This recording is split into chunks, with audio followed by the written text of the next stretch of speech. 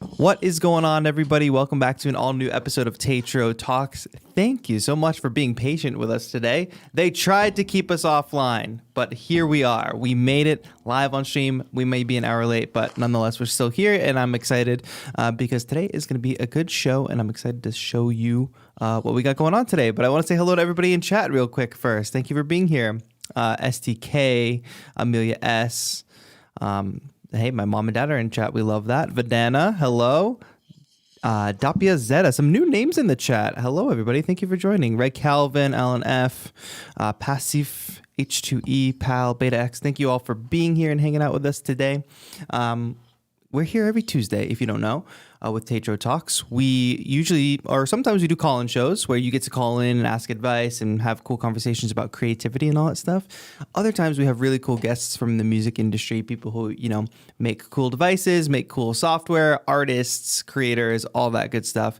And today is one of those shows. We've got an awesome interview for you today. SDK says no background music. How we feeling?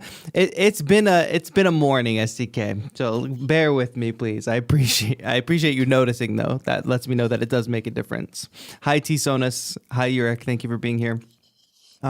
We're streaming this show every Tuesday in conjunction with 343 Labs. And if you don't know, 343 Labs is an electronic music school based in Berlin, New York, and online. So if you want to take a cool course, maybe on mixing and mastering, maybe on your DAW of choice, intermediate, advanced, beginner, whatever stage you're at, we've got a course for you. Synthesis and sound design, all that good stuff may be very helpful for you. Check out 343labs.com. But more exciting is we've got some new things happening with 343 Labs, including 343 Studio, which is sort of like this deeper experience. It's different from taking a course. It's kind of like being, you're all part of this community anyway, but this is kind of a deeper community experience with sort of exclusive masterclasses, downloadable content, and all that stuff. And we're launching a beta for that. So if you want to be in the beta completely free, you can apply, sign up. The link is in the description. And we are going to be, going through all the applications and choosing people to join the first beta for 343 Studio, which is shaping up to be a really cool program that we've got going. The last thing I'll say too is we've got our sample challenge coming up in September. So the second week of September, our sample challenge, we feature your music. You flip a sample from our Discord, and we give away a cool prize. So make sure you join our Discord. The link to that is also in the description. And the reason I bring that up is because our prize for this month's sample challenge is, of course, a copy of Bitwig. So if you all want to be rocking with one of the coolest DAWs around, you can win yourself a copy of Bitwig by entering that sample challenge. And I say that because our guest today is a Bitwig master himself, going to show us all the new features of Bitwig Studio 4. Maybe not all of the new features, but a lot of the new features. But please welcome to the show my friend Dave from Bitwig. Thank you for being here, Dave. Howdy. Nice to see you. It's our weather is not as stable as yours, I think, in LA, but it's been nice enough here in Berlin, so it's good to join you. We love that. Thank you for being here. Thank you for coming on the show. Excited to talk about some new features, new things that have come to Bitwig. But you want to just first tell folks like what your role is and what you do over at Bitwig? Sure. My title is strange and probably needs to be updated, but it has something to do with specification. Interesting. Which is a bit of a weird word, but I think it maps in other fields to more like kind of product designer. I mean, in the end, it's like, what are we trying to do next? What's our feature roadmap? And how do we make sure that we do it the right way? So, yeah, I mean, measure twice, cut once, right? You don't want a developer going down like a certain path, but not having enough information, and they might make something great, but it's got to shake hands with everything else. So just getting all the ships trying to go in the right direction and being a part of all those conversations, because it's an awfully active team. I mean, we tend to argue in the office all the time. So yeah. Was there like this new update for Bitwig, the latest update? What's the big guiding philosophy? Is it just like more features? Did you guys just generally improve the product? Like what was the big guiding kind of philosophy behind this update? Well, yeah, using this last one as an example, the update we just did maybe a month ago or a little less, like the final release is version 4, which is our, I guess, 15th major release, like with new features and everything else. So this one, it actually kind of tied together into a nice story. I mean, I'll just. I don't have a sales pitch in front of Do me, but tell. just a little bit of what's in there and how it holds together. There's two ways to think of it. The idea overall is new musical timelines. Like, how do you take things that so this is a little bit bigger than some of the things we work on, Yeah. and hence the 4.0. But the idea is, how do you go into alternate places? How do you either have more data and turn it into something interesting, which is how comping kind of plays a role. You get a lot of takes, and the point of comping has always been, I want to make the perfect performance. Which is an interesting idea, and there's lots of ways to edit. We can look at maybe a little bit of that at the end. But then how do you take it into new places? Especially for people who have like modular gear around them. How do you turn it into something interesting for exploring recordings you've already made? Stuff like that. Totally. And the other prong of that major part, well, there's a couple prongs. One is operators, which is, if you're familiar with Bitwig, we've always had modulators that basically help you control the parameters of your devices over time. That could mean one of our devices. That could mean a VST that you love. It could mean you just want the same LFO to be going to, yes, this cutoff knob on your instrument, and yes, this distortion knob on your VST, and yes, out CV to your hardware, or a step sequencer, or that it just listens to audio and you can sidechain anything in that same fashion.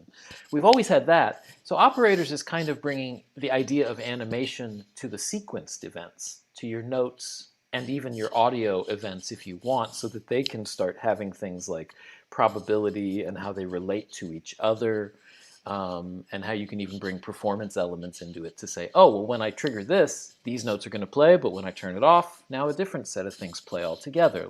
Just so that one clip is actually more than what we're used to thinking of a clip. And while we were on that road, we got into this place with saying, well, automation is fun, but for the stuff you put inside of clips, the expressions, we call them, because we've got per note automation at that level, maybe you don't necessarily want to define a point. Maybe you want to define a range, and every time it passes, it's either up or down, but it's still smoothly going between what it's randomly choosing. We'll take a look at that as we go. I mean, if there's one thing that comes to mind for me for Bitwig, and also I wonder, with your mic on your headset, are you able to just like push that so it doesn't rub against your shirt? Or just hold it. It might be easier to take my shirt off, but let's just. Oh, interesting. It's a family show. Oh no, nobody wants that. What I was gonna say is, like, the one thing when I think of Bitwig is it's like totally this sandbox. It's like you put different pieces together in ways that you can't in other DAWs, and you can get way more experimental and just be way more. It's just like way more open. It feels, and there's more possibilities. So I'm excited to get into that today.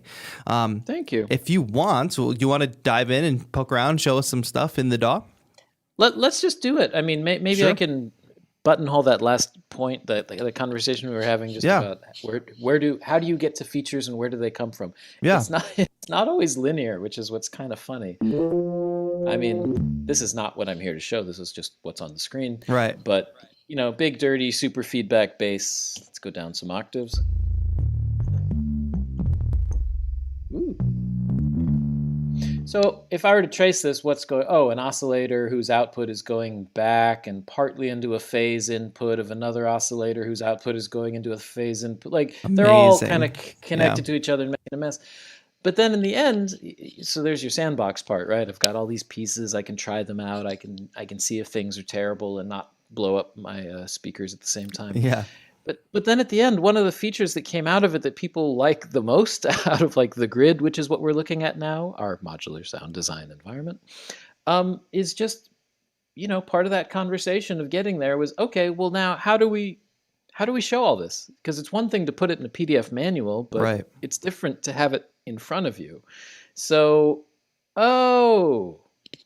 we should just make a help view. The living manual, yeah. That's a live version of the patch, And you can actually turn the knob as you're reading it. And it just, it's just strange. Like how many, I mean, strange. I don't know.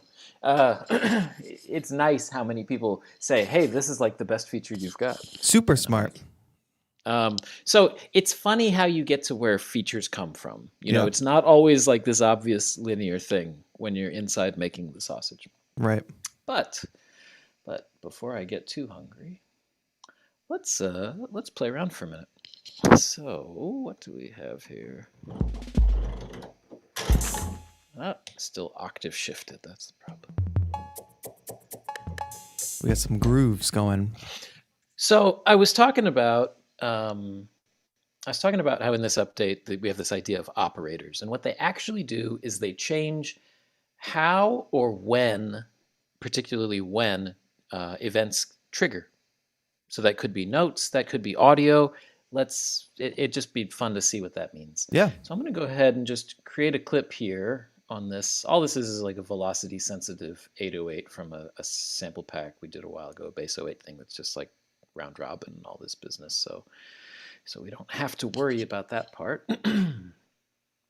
So if I were to load this up, I could look around. Woo. So the place you're probably going to want to end up, right, automatically, is I've got some closed hi-hats. Let me move my zoom window so I can see a little better. So I'm going to switch tools for a minute. And right now my beat grid is at 16th notes. It's just automatically going to follow me. So I've got my 16th notes here. Oop. It's nice to draw one, but it might be nice. If I look in the window footer, you can see it says Alt drag. So if I hold Alt and start dragging, I can just go ahead and spit out Awesome. a whole pattern, which would be fun. Oh, if I hit play, I should trigger the clip. Fair enough. This is what every demo is supposed to do, right? I want to do something different for a second. I just had an idea. We love that. I'm gonna take the same thing. Let's go over to the piano roll, which it's not as politely labeled because it's not thinking about drum cells, but everything's here. Let's do the same thing. I'm gonna take the pen tool, and now if you keep looking at the window footer, what you're gonna start to see is next to it, it says Shift Step Sequencing Mode. Okay, so I'm holding Alt with the pen tool. I'm going to add Shift, and now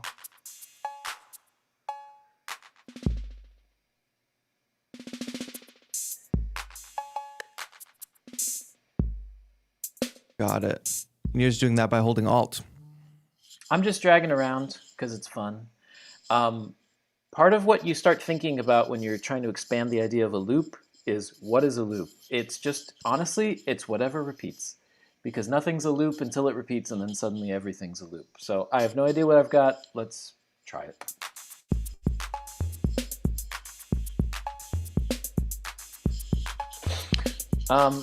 So we can start from here. Add a 4 to the floor and we're good to go. Now, why not? I mean, usually it's just a limiter and I just release it. Ah, there you go. Perfect. Let's see. Now, I don't know about you. To me, beat 2 kind of feels like beat 1. Yeah. A little bit like where beat 1 should be. So we play with a lot of ideas related to phase in Bitwig. And it's easy to forget that it starts with the clip. So I've got this clip. I have a looping boundary. Why don't I just say the playhead? Oop. No, I'm not trying to draw notes.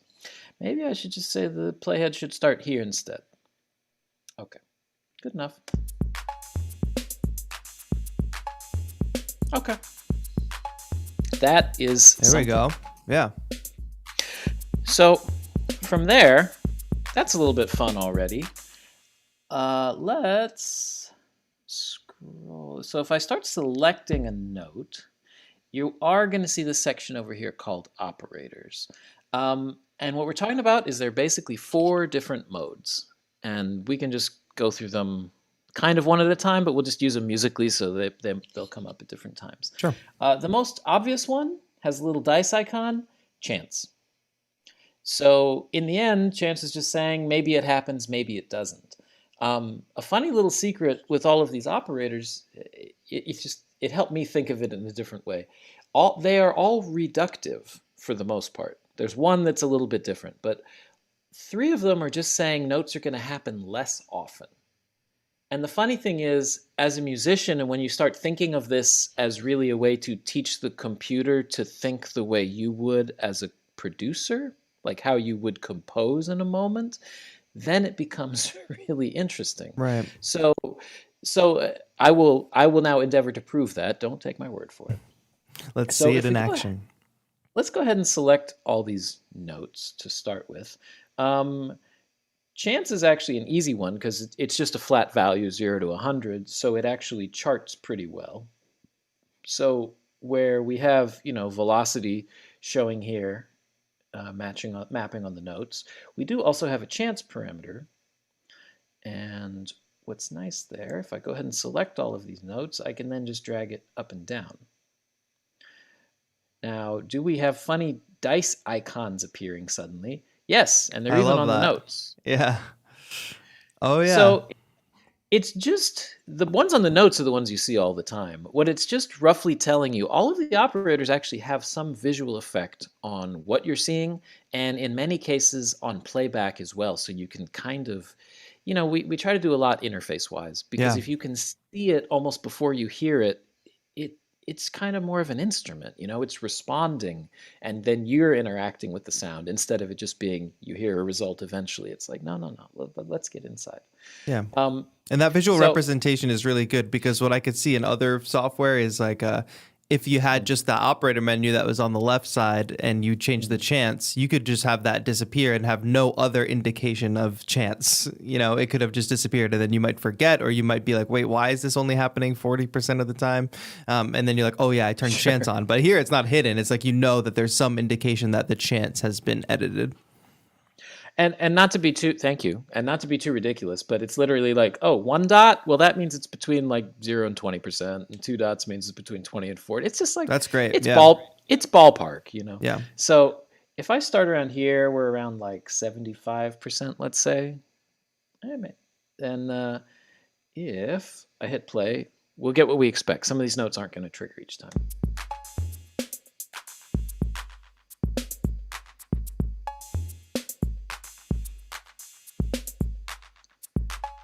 Now the interface part I was hinting on, remind me to deselect the notes. And now every note kind of has a solid outline right now. If the note is not going to trigger because of chance, that outline is going to disappear, and you're going to see it once I start the clip. So again, test me. Let's check it. Right. And you see that change every time it cycles through.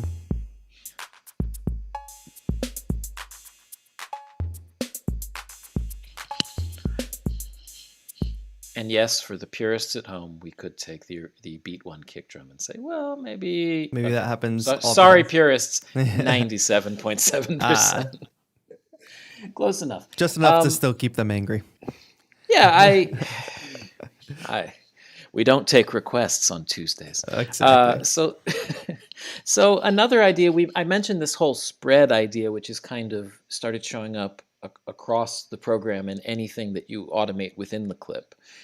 So these note events, the most obvious one, let's just start there. If I were to go ahead and switch over to velocity, it's obvious if I grab all of these notes. We know how velocity works. I'll just hit play and we'll play around, and well, maybe I'll show you a different way to edit velocity, but then we'll go something else. So yeah, these could all be a little quieter. They're dimmer visually. Make them louder. They get brighter. Woo! Caliente. So I could also select them all, because something that's not always easy is working with a lot of values at once. It's one thing to drag them up and down, but maybe I'm on an airplane and or in a cafe, and I just have caps lock and I'm playing on the keyboard and trying to program something in. How do I give it some velocity? Well, all of these notes are selected, so they do have the velocity here over the inspector. Because 16 notes are selected, if I only select one, you just see these values. If I select more than one, you see all these arrows starting to show up, which are these little triangles telling me, hey, there's a little menu if I go ahead and click here. which in this case is actually a histogram, just saying, Interesting. what values do you have over time? Now, we just programmed these in. I didn't play the keyboard. If I played the keyboard, you'd see it.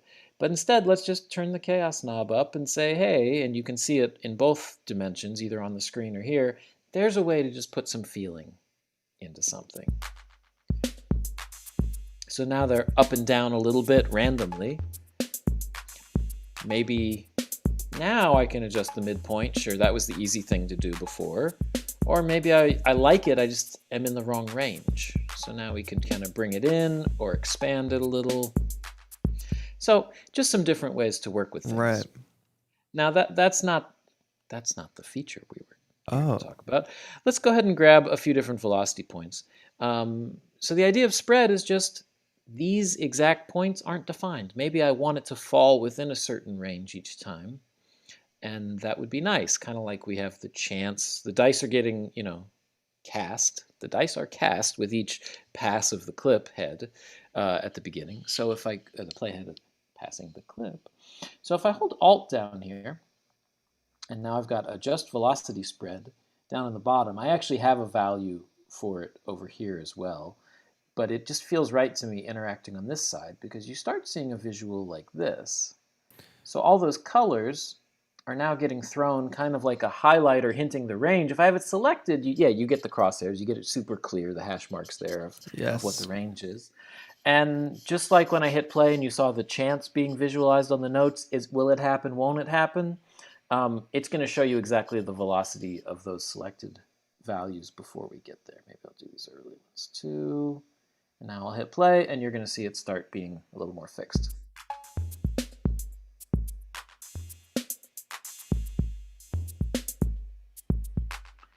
So you can see those little highlighter markers just kind of dancing around, giving you a sense of what the position would be in each case. So charmingly, that's going to work for anything that happens inside of the clip.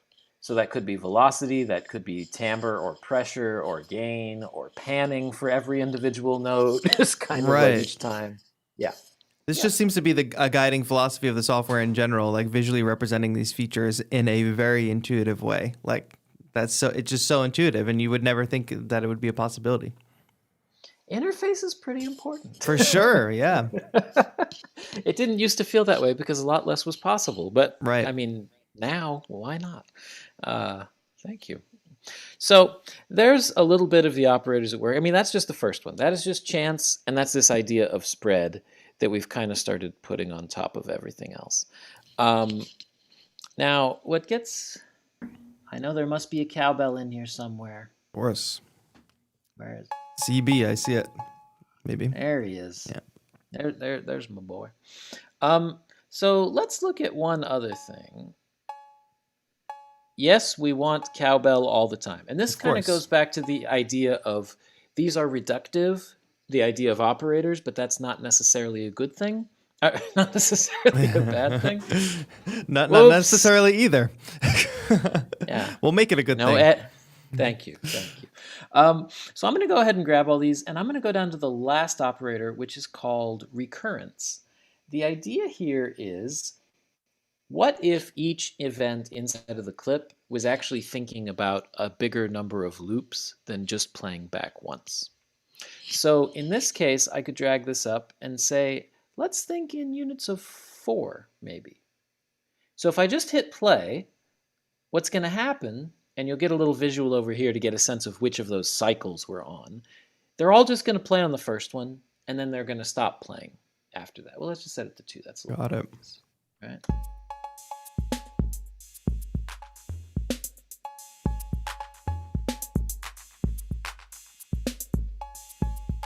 So now, instead of having to make a duplicate clip or a 2-bar clip where it's the same thing, but it's just the cowbell happening in the first half, you just do this instead.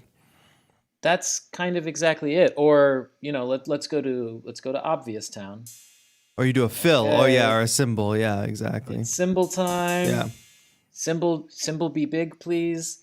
I only want it on the 4th one, but maybe let's layer this. Okay, so let's start. Cool. I mean, There's some other symbols in there, but not the big one on one. Okay. So you're only going to get that first one, but let's just layer it because you can work with these together. I could put a chance, but that's not what I'm after here. Yes, only on the first of every 4, but this other mode called Occurrence, it's kind of the simplest one in a way. There's no parameters. It's just a list of when will it happen. What's a rule on top of everything else? Well, it's a symbol. How about it never plays the first time I say trigger this clip? Interesting. So just by layering these two together, what's happening? Well, the Occurrence was saying play on the first loop and then wait until the 5th loop because I said not the 2nd, 3rd, or 4th, and then wait until the 9th loop. So that's what's happening. But I could just layer this on top and say, yeah, but not the first time I hit the play button. Don't lead in with symbol. Just wait 4 bar. You could build a whole fill this way, but symbol is kind of the more obvious way. Let's just make it obvious, and I'll bypass those extra symbols for a second. So now I'm going to get nothing.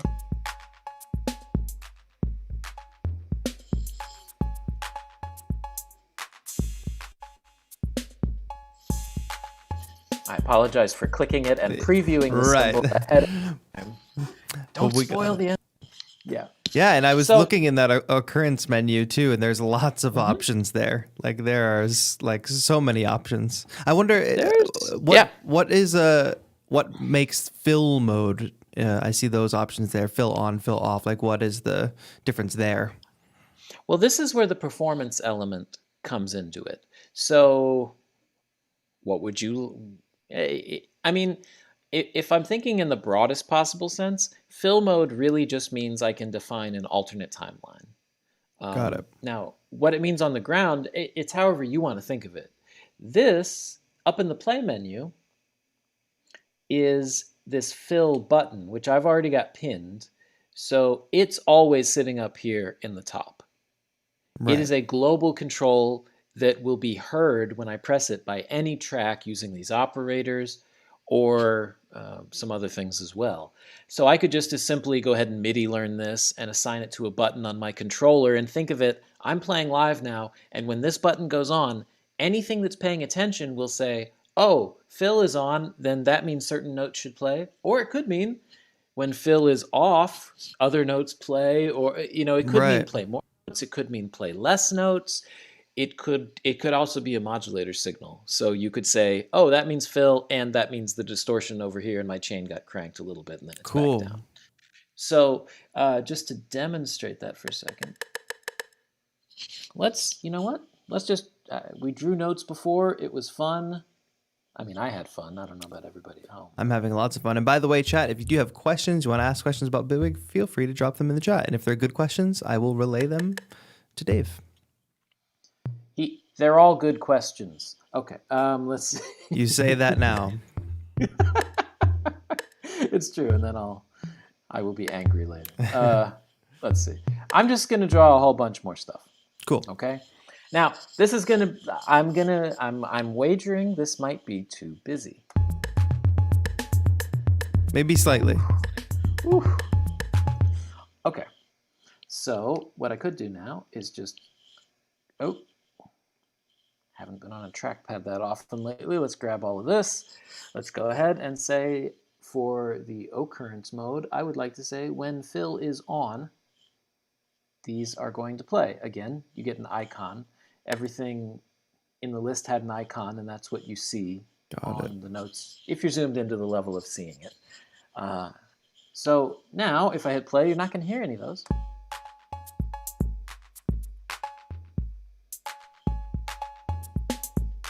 Until there we go. Too busy. Let's do two things. I'm going to go ahead and grab these. They do layer up. So why not say, yes, it's a fill, but let's still put the chance of each individual one maybe around 30%. And maybe wherever that kick drum-ish thing was coming from, I've got all these selected. I'm going to put them on the opposite. I'm going to say those now will only trigger when fill mode is off. So it's not going to change anything until I press the button, and then certain things are going to go dim and certain things are going to turn on with a probability. Okay. Same as before.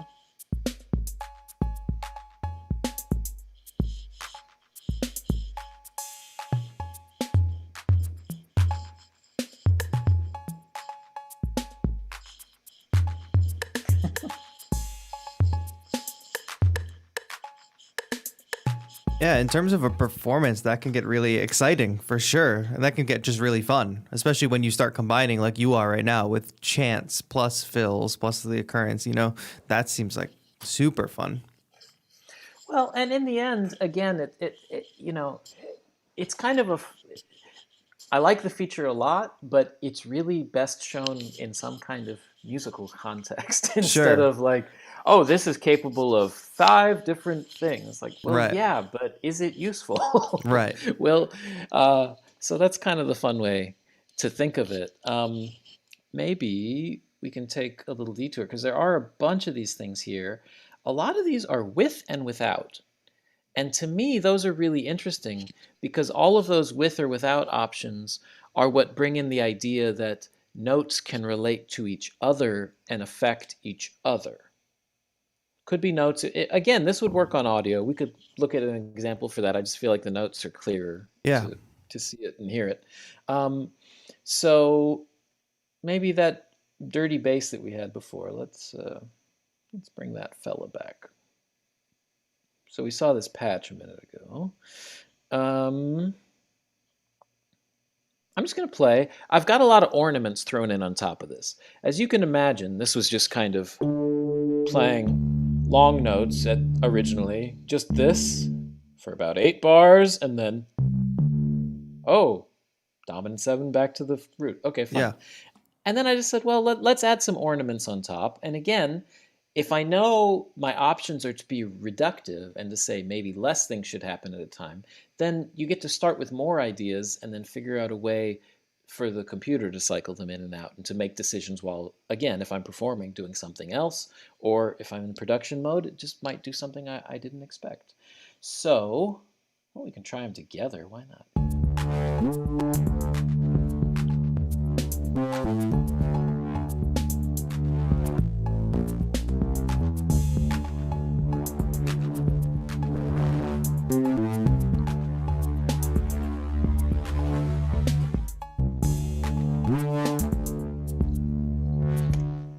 It's going. Yeah.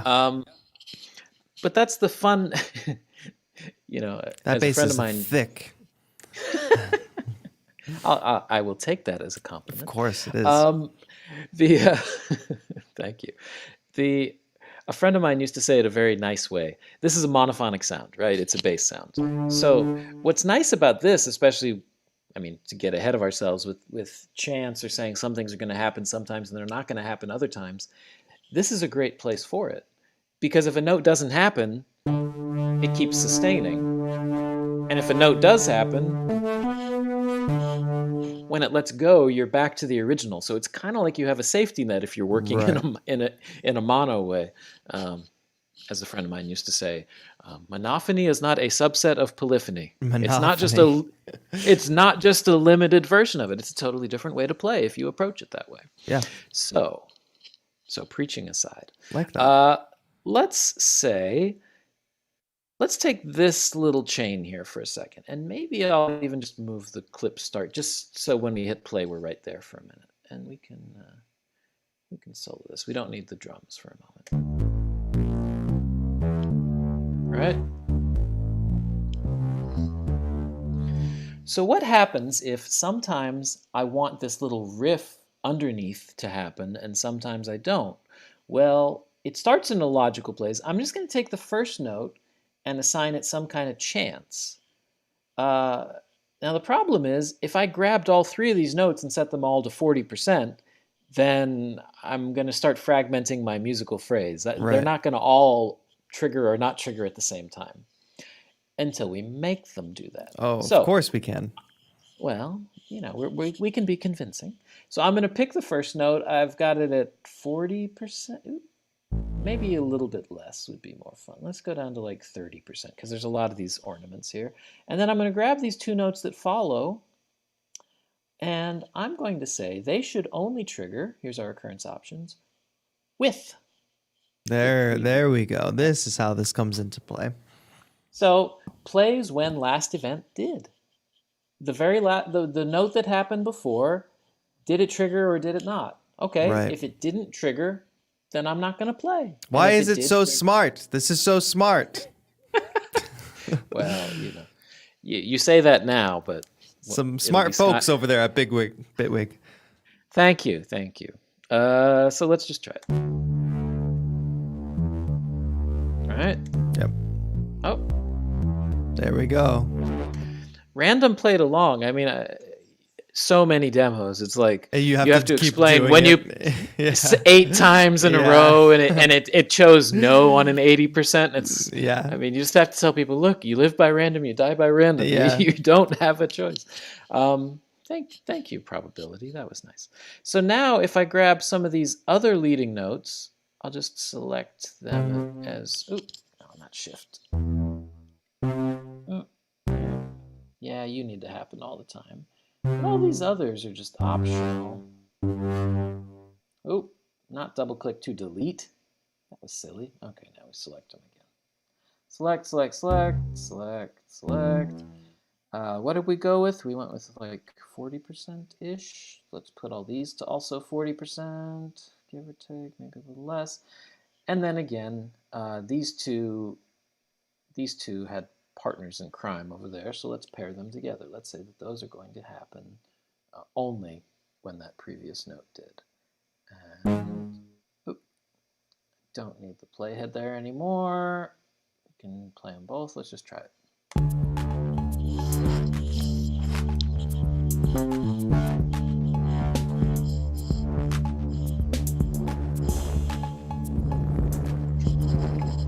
Nice.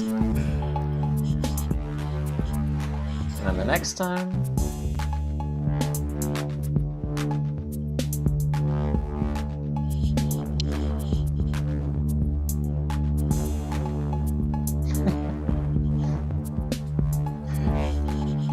%'s looking kind of low right now. Yeah.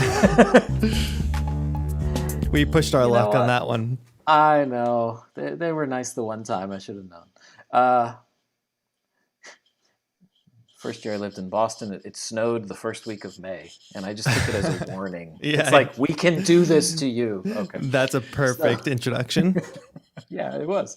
So I'll just leave the first note. I'll put it back to 80%, just because I like that, again, we have our micro-pitch business here, which is a part of Bitwig. When you have per note automation, the point is any note can go wherever it goes. Did I mention we have expression spread? Yes, I did. Boom.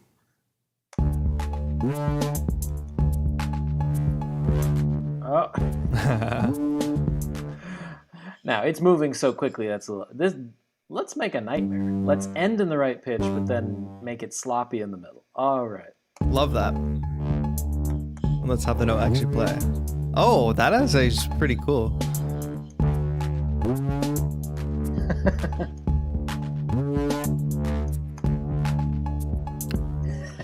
I see it being very useful for things like scores and things like that are just kind of like these, rolling sort of ambient things where you need a little bit of variation to keep things dynamic here and there. I see that being very useful for that type of setting for sure. That seems like a fun place. One thing, again, it's helpful to visualize this sometimes. So let's do one thing. I'm going to take this clip, and I have made this map now. There's a lot of possibility. If I had those recurrences going on, they go up to 8. So I could say this node is happening on this pattern every 7 repeats, and this node is on a totally different pattern every 8 repeat. Like, you've got wheels within wheels, and you have like something big that's hard to visualize. So 1, it can be helpful to visualize it, and 2, you might just want to flatten this and edit into something that isn't random anymore, that is predictable because maybe it's a finished track or whatever the reason is. If I select any of these launcher clips, I can now say expand, which is the idea of saying, well, don't preserve chance, like print in the chance. It either happened or it didn't. Don't preserve spread, print it in. So those little pitch levels, I'll see where it's going. And let's just go ahead and say I would like this clip that is 8 bars long to repeat 8 times. So repeat it 8 times, and then suddenly what you've got, yeah. I should have 64 bars, but with basically the printed chants and occurrences and all that. Cool. So it's all real or not. And you can see here, like that pitch line is just diving a little too high or a little too low.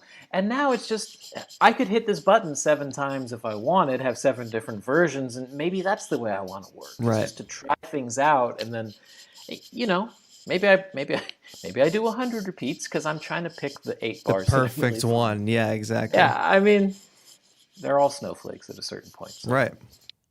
With what that word used to mean. So yeah, just some different ideas there, playing around with the operators. Yeah, and we didn't even touch the most obvious one. We kind of touched the other stuff, which is more fun. Right. That was truly beautiful. One feature request you have in chat is to add mode/scale notes, like to be able to lock the piano roll into a scale or a mode. You are heard, my friend. People are looking for that. You heard that? Pseudo Pulse, you are heard. Yes, people are saying like Pseudo Pulse has just switched from Ableton to Bitwig. That's really cool. And then LA Winter kind of had a question about mix downs and stuff, but I think that is an answer to that question, because it's like you have all these floaty chants things happening, but if you want to make some of that permanent, you have this, which you just demonstrated, basically like printing all that and being able to choose the exact, parameters that you want through all that chant and occurrence.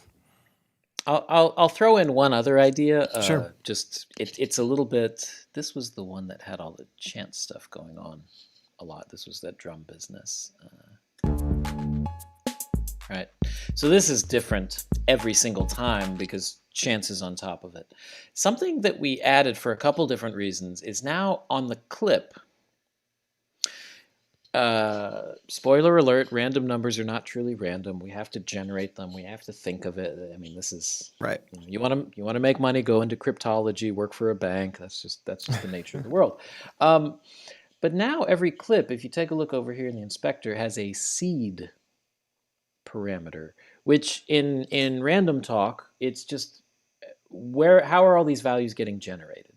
Because if you pick the same number at the beginning, then you're going to get the same random result every single time. The default here is that the dice is highlighted, or the die, for our purists again. The die is highlighted, which is just saying it's going to be random every single time you start the clip. But if I were to click over here on the other, away from the dice, why do I have a funny pretty QR code or whatever it is here?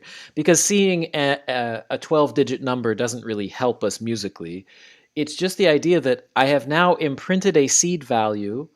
So if I hit play,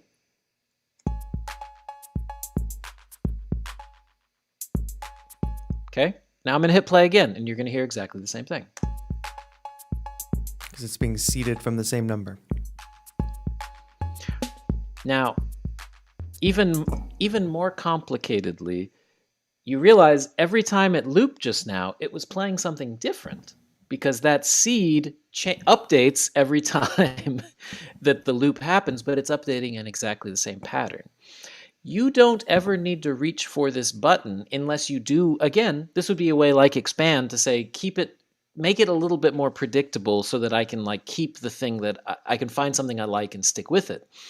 But half of the reason this is interesting, if your workflow is I'm working with the launcher and I'm printing things into the arranger, I'm doing like the whole global record thing of a performance and capturing it in the arranger. If you go that way, and any clip that you were using, whatever seed value it picked underneath while you were performing, it will then preserve permanently in the arranger clip.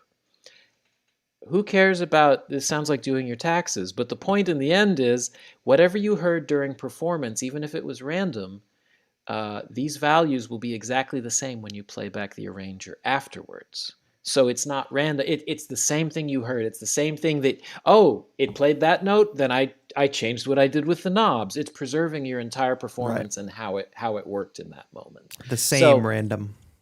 Yeah, exactly. The same random. The same random. Yeah. That's a good mixed title. Yeah. I like it. Did you want to show off comping a little bit in the last couple minutes that we have? Are we able to? We could go ahead. We could go ahead and do that. That would be fun. I could switch over. Let's just show how it works for a second because again, it's pretty visual.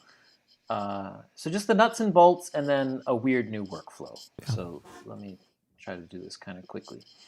I know your chat line was lining up saying we really need some mandolin recordings. Yes, so they were screaming it from the rooftops, I think. I'm here to satisfy people. Perfect. Let's see. There you go. Is this your personal mandolin playing is my question. Oh, of course it is. Which is why it is slightly impoverished. But that's why comping is here. Love that. So if I were to go ahead and select this, then what I'm seeing is I have this one selected. As I mouse over, these are just the different takes that I recorded, with the last ones up towards the top, because in my personal experience, the last take tends to be the one you're using the most, and then it just kind of goes from there. So yeah, if I hit cycle record anywhere inside of the arranger, or even in the launcher, it works in the launcher too. Ha ha ha. You would just go over here and say, I'm recording into the launcher. Hey, how about we record as comping takes instead of just flat things, which then you just say, oh, they're going to be 4 bars long, it's going to be 8 bars long. You have to tell it ahead of time because otherwise we don't know where to repeat it onto itself. So I've got all this stuff here, and even from mousing over, you can kind of see it's visual and colorful, which is to say, if I just start clicking and dragging, I am selecting different takes, and I can kind of take pieces and slide them together. Nicely, you know what? Let's just skip ahead for a second. We're not skipping anything. It's just the fact that I did this. Even if you have a small interface, I mean, if I've got 2 inputs, I try to tend to use them for live stuff, maybe other than vocals. So, this was a preamp, or this is just like the pickup on it. This is the line input. This is a condenser I had on it. This is a dynamic mic I had on. I had a few different things going.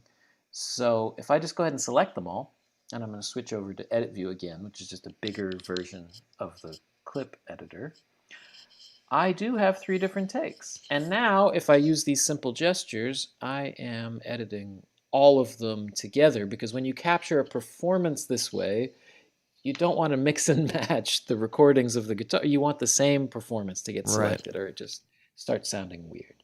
So let's just try this for a second. Drag around. Yeah, why not?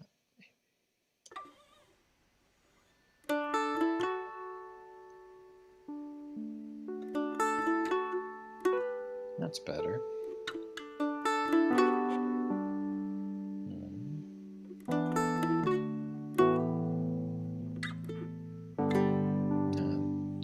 This looks better. Let's try that.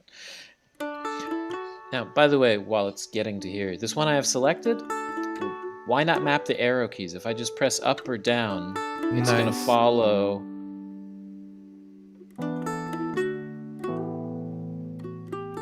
There we go. I almost made one good take. It just took 4 takes. There you go. Together. But there's a lot here, just in a general workflow sensibility. Now let's try something different. It's comping. It's quite jarring to jump from the 808 kit to the beautiful like mandolin and electric piano vibes. Well, I tell you what, I mean, remember the way our program works. I think this is the same things in the launcher, because yes, by the way, when comping lives inside the clip, you can drag it back and forth. It could be in the launcher, it could be in the arranger, it could be wherever. So let's go ahead and just select those 3, and are they all selected? Oh, sorry. Holding my mic is getting me a little confused. Let's see. Select. Okay. 1, 2, 3 clips. Click, drag onto the other session. Yes. Hover here. We get launcher, new tracks. Whoa. Why not? Why not? Oh, what happened? Oh, I extraneous mouse drags. Apology. User error. Okay, let's buckle up. Here we go. Get ready. I hope I set a good warping mode for that audio. I hope so.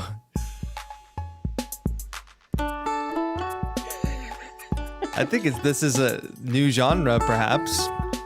Probably. Phil Collins could never. Yeah. Okay. That was not how I intended to close this out. Let's do this real quick. This could be simple enough. I'm going to grab a polygrid device, back to the instrument version of our grid stuff. There's your default patch. Sometimes I like things that drone. Me too. And, people use different words. I know people who, they still mean it gets triggered by the keyboard. I mean it doesn't care about the keyboard. Let's go ahead. Is this my dot matrix emulation? Yeah. Nice. We are in the matrix. We're somewhere. So here's what I'm going to do. I'm going to make a time selection.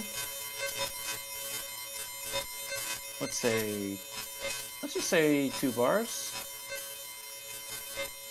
These settings are, let's just go with them for now.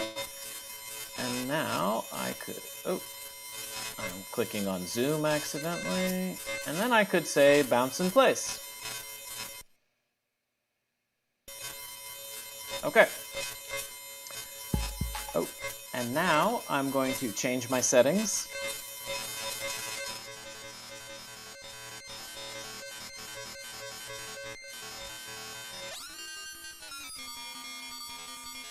I'm going to grab 2 bars. I'm going to say bounce in place. I'm going to change my settings.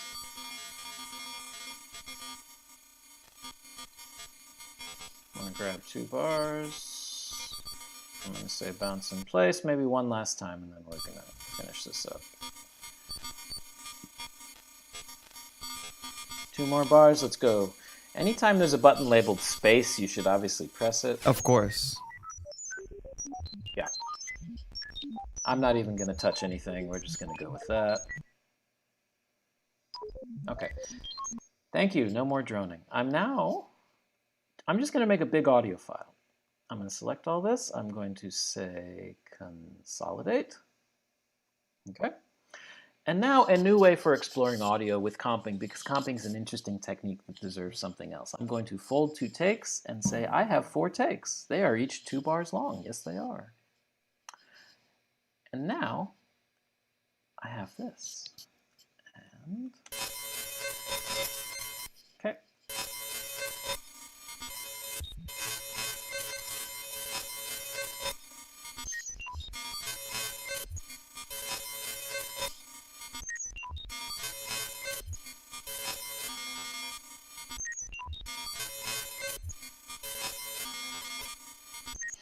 Remember that thing earlier about nothing's a loop until it repeats? Until it repeats, yeah, exactly. And then everything kind of becomes a loop.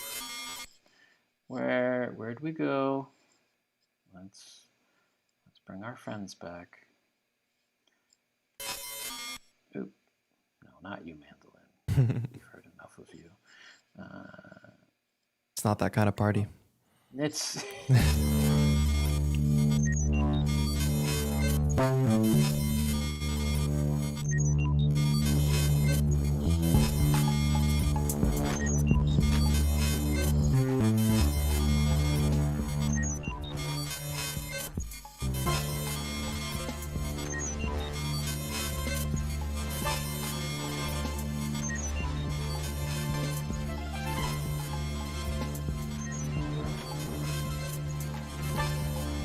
Suddenly we have a beautiful sci-fi epic.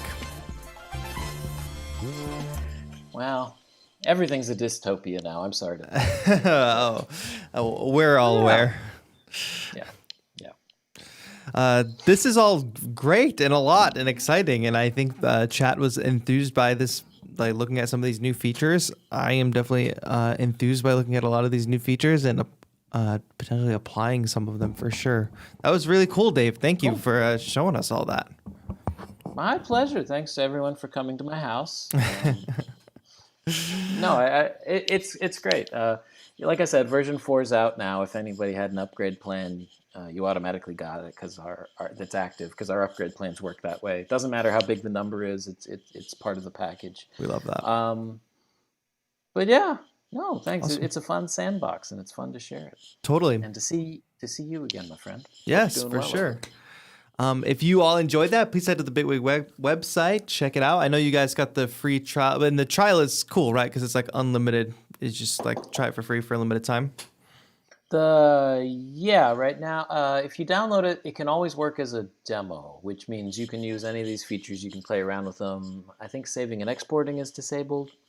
So give it a shot, at least. Yeah. Yes, go check it out. Try out the trial. If you are interested in winning a copy, make sure you enter the 343 Labs sample challenge coming up this month. You have time. Go to our Discord. Link is in the description. Join that. Apply for 343 Studio. It's a digital community. I know there was a question about that. Applications coming in all week, so make sure you apply now to be a part of that. But Dave, thank you so much for taking the time and showing off the new features of Bitwig. Really appreciate it. Thanks for having me. All Stay right. well, everybody. For sure. Peace out. I'll see you all live on my channel on Thursday. Thank you all so much for watching. This has been TAETRO and Dave from Bitwig. Have a good one.